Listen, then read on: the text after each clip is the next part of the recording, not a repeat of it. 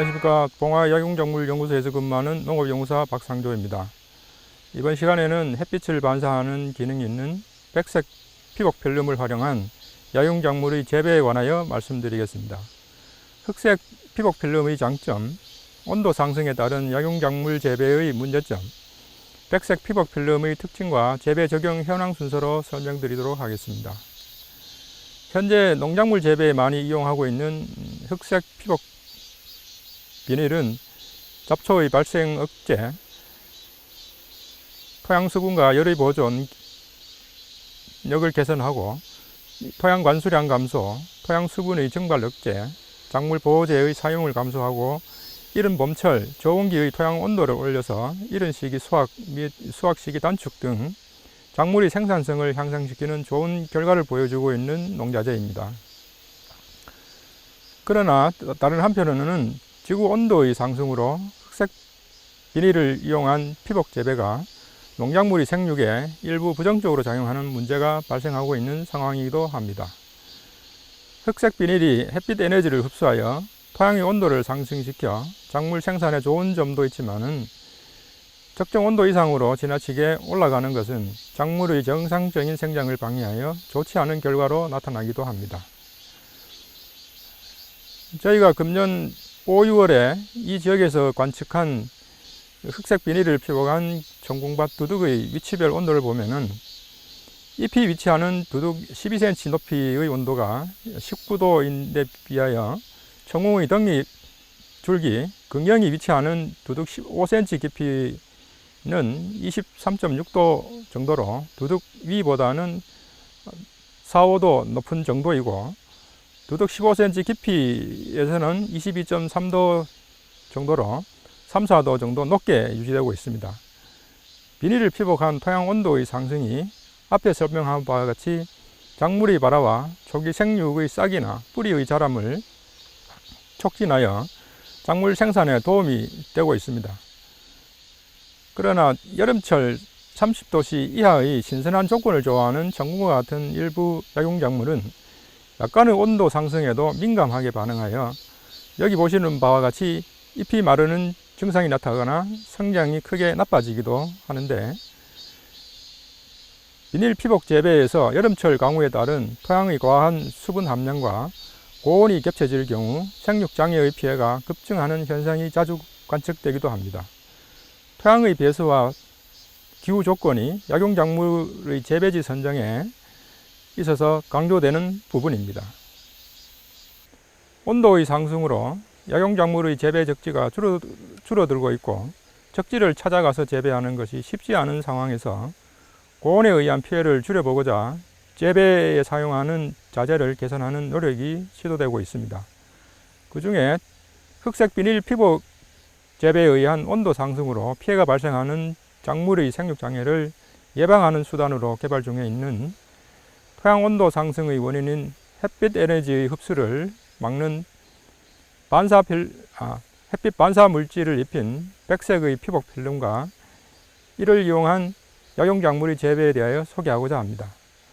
저온성 피복 필름으로 개발되고 있는 토양 피복제는 검은 부직포에 탄산칼슘과 이산화규소를 입힌 자재로 햇빛을 반사하고 통기성을 갖고 있다고 합니다.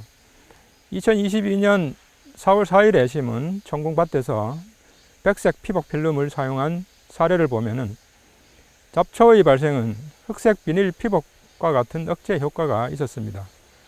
백색층 아래에 흑색의 부직포가 처리되어 있어서 잡초의 발생이 억제되었습니다.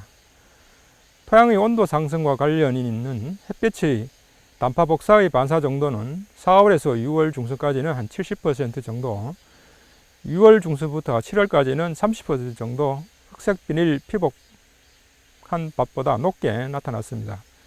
백색 필름의 노출 정도가 많으면 반사 정도가 컸고 전궁의 잎이 자라서 피복 필름을 가릴 때에는 반사 정도가 크게 감소하였습니다.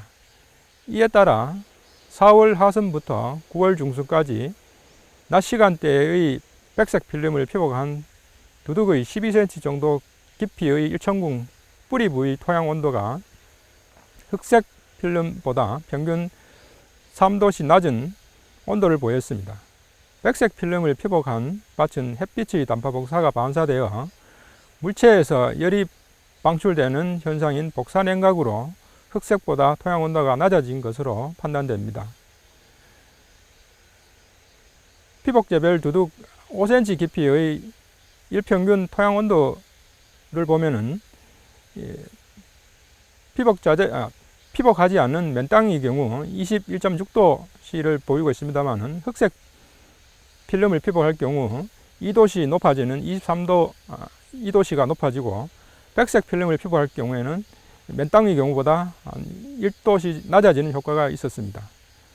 또한 전궁 잎의 온도를 보면은 맑은 날 열화상 카메라로 측정한 결과 흑색 필름보다 약 1도씨 낮게 백색 필름 피복의 전궁 잎에서 확인되었습니다.